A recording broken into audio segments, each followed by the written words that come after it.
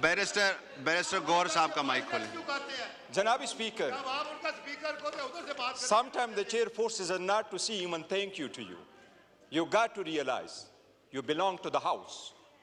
Please, you are custodian of the house. We keep saying this. We want to protect and defend you, but you protect and defend your party. You are the chair is seemingly under pressure. Please, this is way too much. Too much. This is too much. This is way too much. Nay, this is not. We are chair. No crosstalk. Janab Speaker. Mind your language. Janab Speaker. You are talking to ये third time है. ये third time है जनाब speaker. नहीं ऐसा नहीं. एक minute. Barrister गौर जनाब साहब. स्पीकर नहीं. बैरिस्टर गौर साहब. जनाब स्पीकर. आपने कल आपने बड़े अच्छे अल्फाज कहे थे. कल आपने ये कहा था कि मैं अपने सारे मेंबरान को दर्श देता हूं कि कोई ऐसा लफ्ज ना कहें जो एक्सपंज किया जाए. और आज जो बदतमीजी का तूफान हुआ उसके गाली गलोच तक गए. कल भी ये ऐसा वाकया हुआ, आज भी हो रहा है. बैरिस्टर गौर साहब का माइक खोलें. आप बोलें प्लीज. जनाब स्पीकर आप एक मिनट में. जनाब स्पीकर नो अल्फाज में उस पे आता हूं. उस पे हम आते हैं. बड़े पार साहब बनते आप. जनाब स्पीकर, सबसे पहले तो हमारा पॉइंट ऑफ ऑर्डर इस बात पे था सुबह, जिसकी वजह से हमने वॉकआउट किया. उससे तवज्जो ना हटे. वो कौम का एक मुश्तरका मसला है. वो सिर्फ पख्तूनों का मसला नहीं है. वो इस मुल्क का मसला है. सॉवरेंटी का मसला है. इस ईवान की बालादस्ती का मसला है. और वो ये है, हम पॉइंट आउट यही करना चाह रहे थे जनाब स्पीकर कि एक ऑर्डर हुआ है, एपेक्स कमेटी ने फैसला किया है और एपेक्स कमेटी कर रही है कि हम इस्तेहकाम में ऑपरेशन शुरू करने जा रहे हैं मिलिट्री. उसके हम खिलाफ हमने यही आवाज़ उठाया है कि कोई भी ऑपरेशन हो, चाहे वो जनरल हो, चाहे वो इंटेलिजेंस स्पेसिफिक हो, चाहे वो किसी भी सूबे में हो, इससे पहले इस ईवान ने उसके पैरामीटर्स तय किए हैं. वो पैरामीटर्स आईन में तरमीम के ज़रिए से हुए थे. वो तरामीम एक्ट के ज़रिए से हुए थे, जिसकी वजह से CCI ने कर दिया था कि किस सूबे को कितना फंड मिलेगा, टेररिज्म का क्या रोल होगा. सुप्रीम कोर्ट में एक जजमेंट आई और पूरी सुप्रीम कोर्ट बैठ गई वो मिलिट्री ट्रायल्स को देखने के लिए. उसी वक्त पैरामीटर्स तय हो गए थे कि मिलिट्री ऑपरेशन के लिए क्या पैरामीटर्स रखे जाएंगे. सबसे पहले हमारा पॉइंट ऑफ ऑर्डर ये था जनाब स्पीकर कि इतना बड़ा फैसला करने जा रही है वफाकी हुकूमत. पहले से कि आप फैसला कर लें, आप इस ईमान को, उस इशू को ले आएँ. 2 मरतबा पहले अस्करी क़ियादत सेनेट आ चुकी है.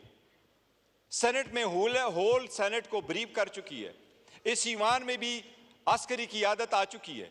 इस ईमान में उन्होंने भी इन कैमरा ब्रीफिंग दी है.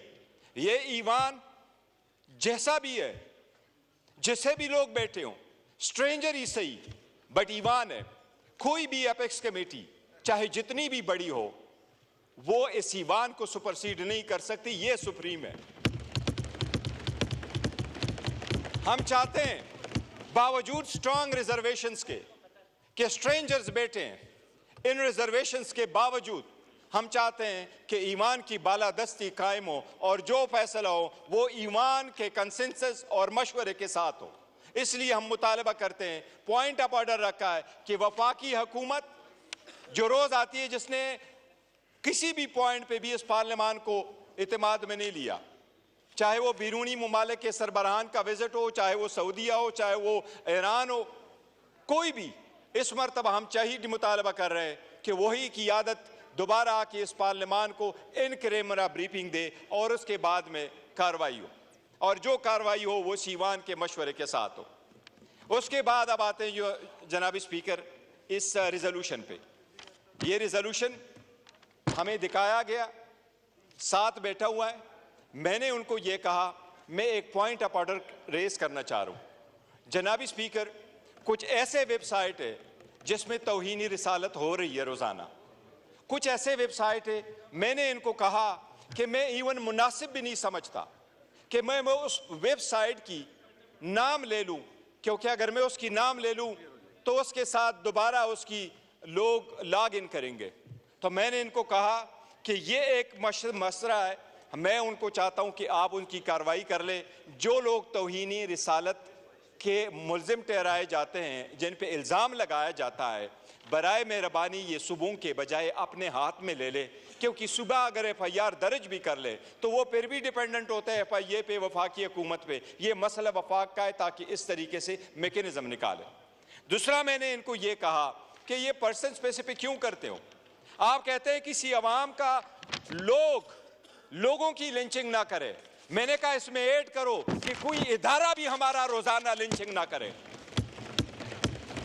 मैंने कहा एक बंदे की लिंचिंग पे असेंबली रिजोल्यूशन पास कर रही है, हमारी भी तो रोजाना लिंचिंग हो रही है।